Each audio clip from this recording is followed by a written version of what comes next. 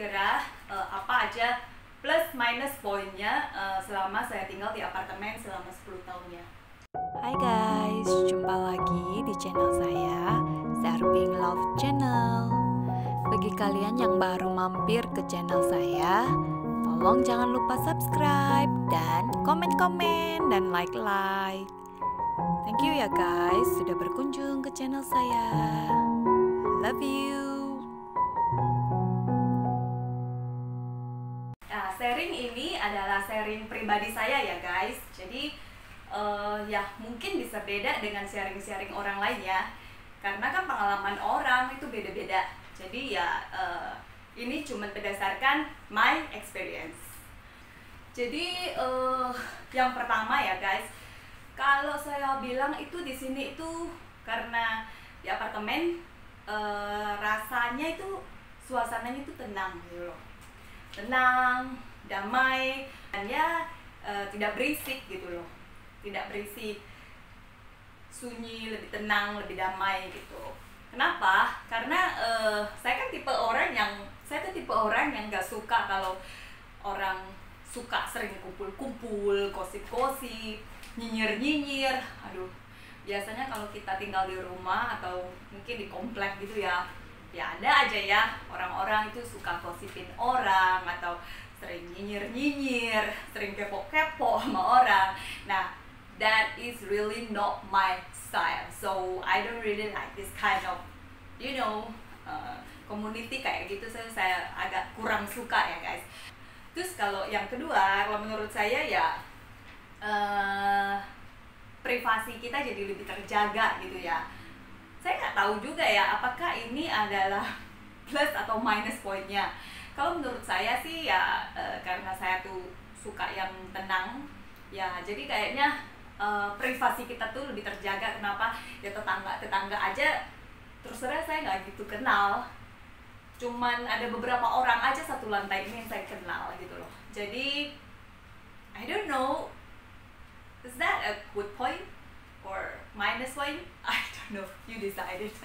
Terus kalau lagi menurut saya yang plus poinnya yaitu ya lokasinya itu gampang untuk kemana-mana guys. Kenapa saya bilang gampang kemana-mana? Ini karena developer kan biasanya bangun satu apartemen itu pasti dia pilih lokasi ya guys. Jadi ya sekali kita turun itu ya everything is there, everything is complete.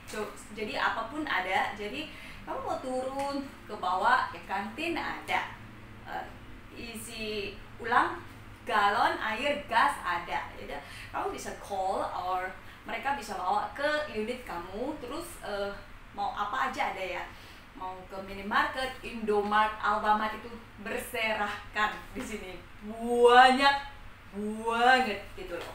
Terus juga mau beli buah ada minimarket untuk buah gitu loh. Terus juga mau ke mall itu kamu tinggal ngesot alias rumah. Kalau rumah saya kan apartemennya dia bener-bener di depan mall gitu. Jadi ada 2 mall, malah satu Central Park Mall, satu Neo Soho Mall. Jadi udah view dari jendela saya aja, dari window saya, apartemen saya itu sekali kita buka itu udah mall depan mata. Jadi kamu tinggal ngesot aja, pakai aja sendal jepit. Kalau kamu gak malu ya pakai sendal jepit ke mall.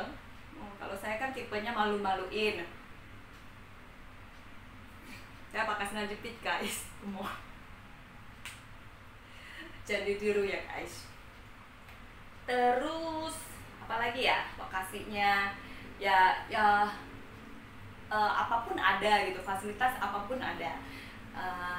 Mau ke bandara, kalau dari sini naik tol paling ke bandara sekarang karena nggak ada karena covid ya guys. Karena covid kan sekarang itu nggak macet, jadi kemana-mana itu deket. Ke bandara itu dulu sebelum covid setahu saya itu ya mungkin 40 minutes ya, 45 minutes around ya, tergantung nyetirnya kamu cepet enggak, terus juga ya macet atau enggak. Kalau sekarang saya pernah ya nggak sampai setengah jam. Kalau lancar banget itu paling mungkin 20 menit, 25 menit gitu, cepet banget. Jadi sejak Covid ya memang kan jalanan agak sepi. Mau ke peak fluid itu juga gitu, 40 menit dulu ya, 45 menit, kalau macet ya sejam. Nah, kalau macet banget gitu sejam, tapi kalau biasa-biasa ya 30 menit, 40 menit lah.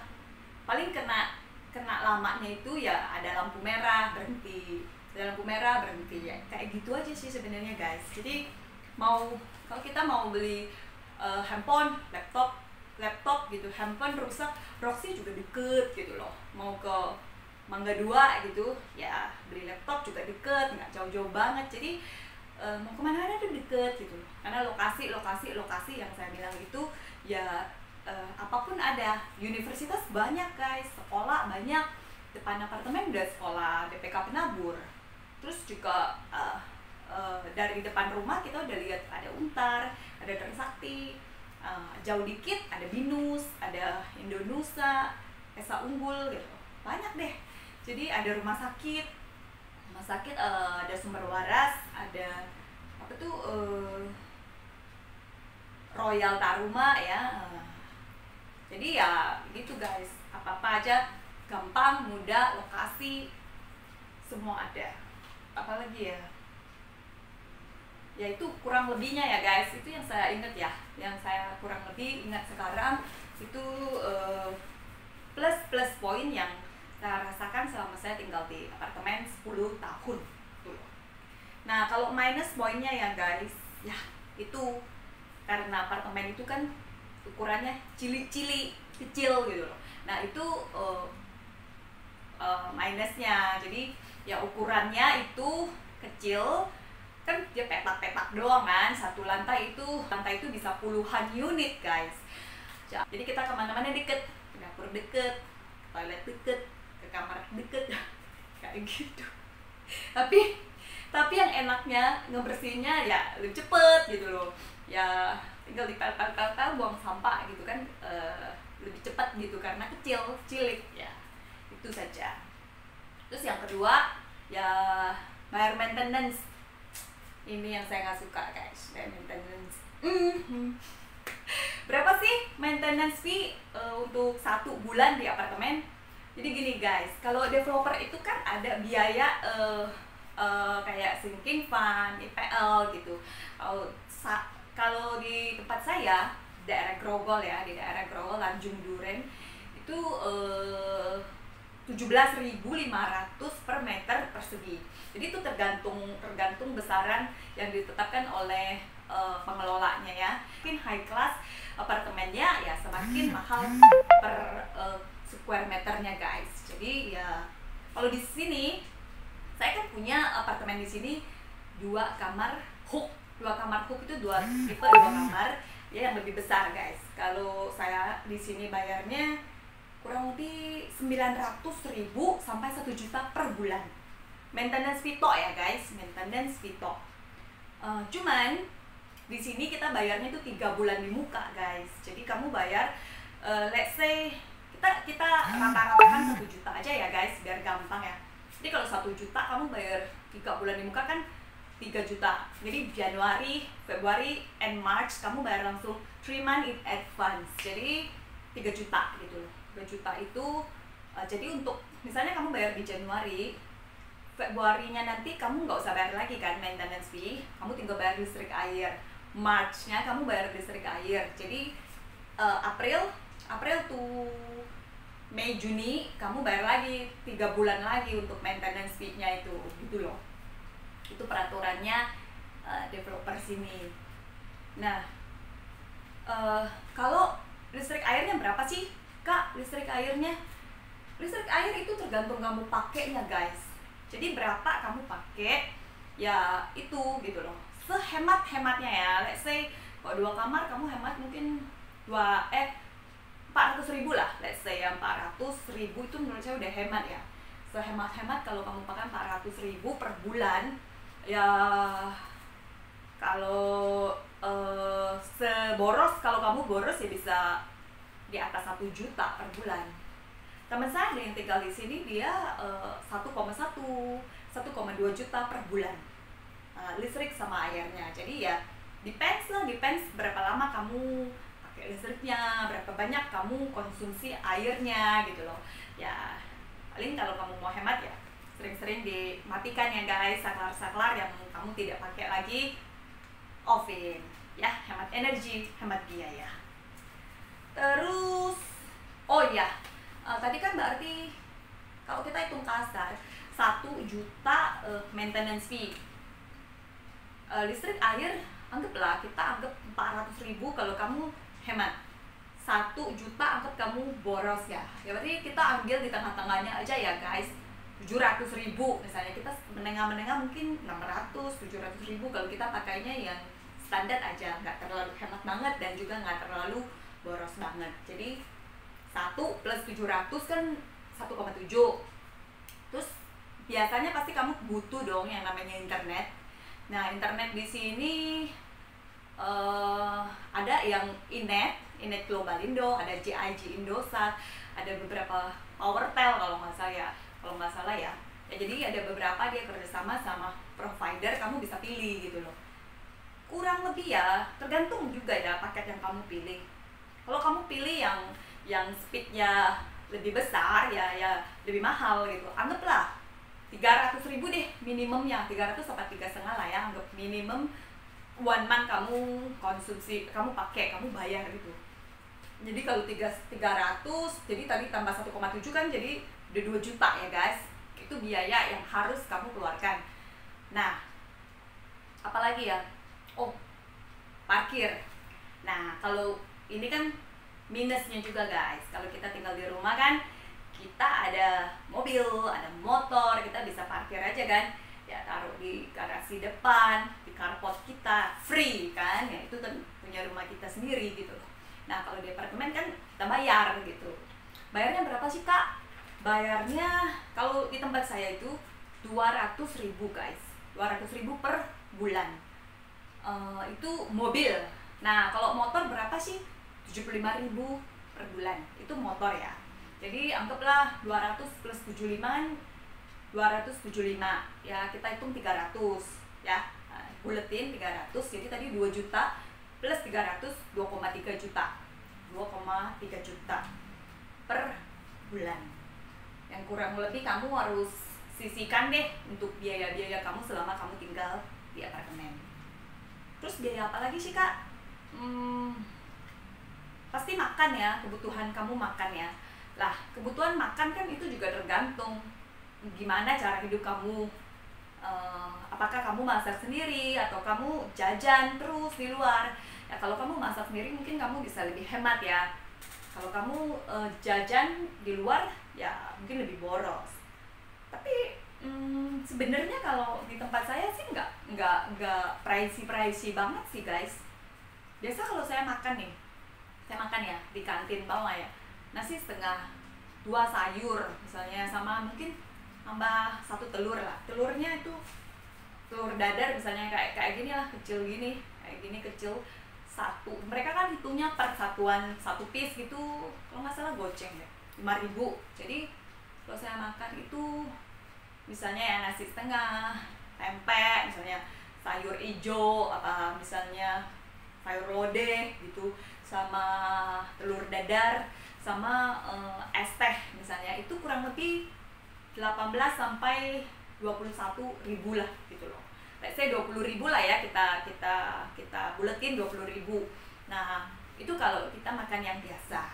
Cuman kalau tentu saja kalau kamu pilih kayak daging, rendang, ikan, dan yang udang atau apa, itu kan dia lebih mahal ya, hitung per porsinya lebih mahal.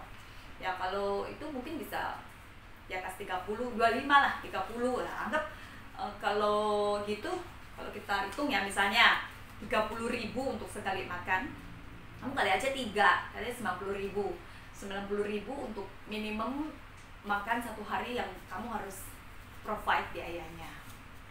Kalau sebulan berarti berapa tuh? Kali 30 aja ya guys, 2,7 ya.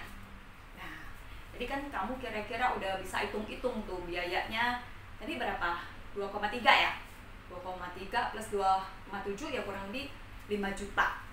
Itu biaya sudah makan 1 bulan, listrik, air, maintenance fee, parkir, dan wifi ya guys, kurang lebihnya ya. Tentu saja kalau kamu misalnya sering belanja online atau apa ya itu bakal bengkak lagi kan. Jadi ya setidak-tidaknya itu minimum price untuk biaya kamu sehari-hari yang kamu udah harus provide kalau kamu mau tinggal di apartemen. Disuruh pilih ya Kak, jadi gimana sih Kak, kalau kakak lebih vote mana, apartemen versus rumah, kakak pilih mana? Kalau saya sih ya karena saya sudah betah ya guys tinggal di apartemen. Saya udah 10 tahun tinggal di sini dengan suka dukanya. Cuman kalau saya sih ya lebih banyak sukanya sih, karena ya mau apa-apa gampang gitu loh. Kalau kita mau keluar rumah juga kita tinggal kunci, klik, udah pusing gitu. Kalau saya keluar kota bisa mungkin 1 minggu, 2 minggu itu saya nggak gitu khawatir gitu loh, nggak terlalu puas gitu. Gimana ya rumah saya, gimana apartemen saya itu nggak kepikiran kayak gitu karena aman selama saya tinggal di sini ya. Nah kalau di rumah kan, kalau ninggalin rumah kayaknya deg-degan guys. Kayaknya kalau nggak tahu juga ya, mungkin ini karena saya sudah betah di sini ya. Kalau saya punya rumah kayaknya nanti kalau mau kemana-mana saya minta saudara yang tinggalin kayaknya, supaya ya ada yang tinggal di dalam gitu. Jadi saya sharing hanya berdasarkan my experience aja. Nah saya dulu pernah ya guys punya teman, dia itu baru married lah ya, mungkin 3 tahun atau 2 tahun habis married, mau nyobain tinggal di apartemen.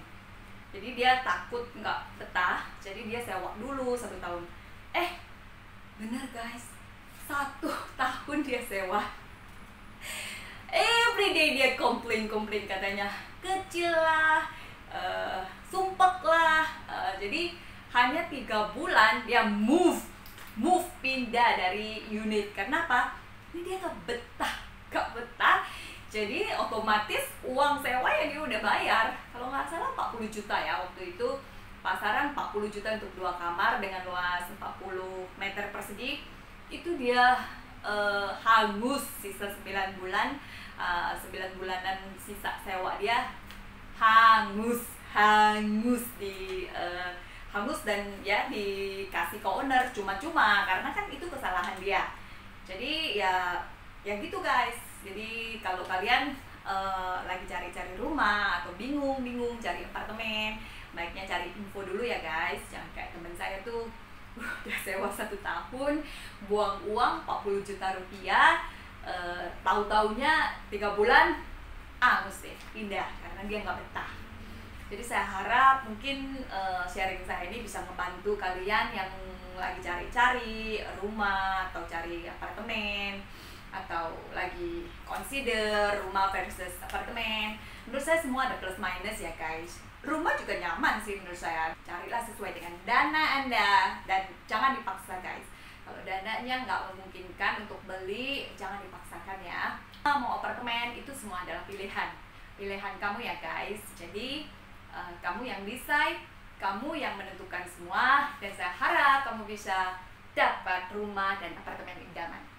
Don't forget to like and subscribe. Bye-bye!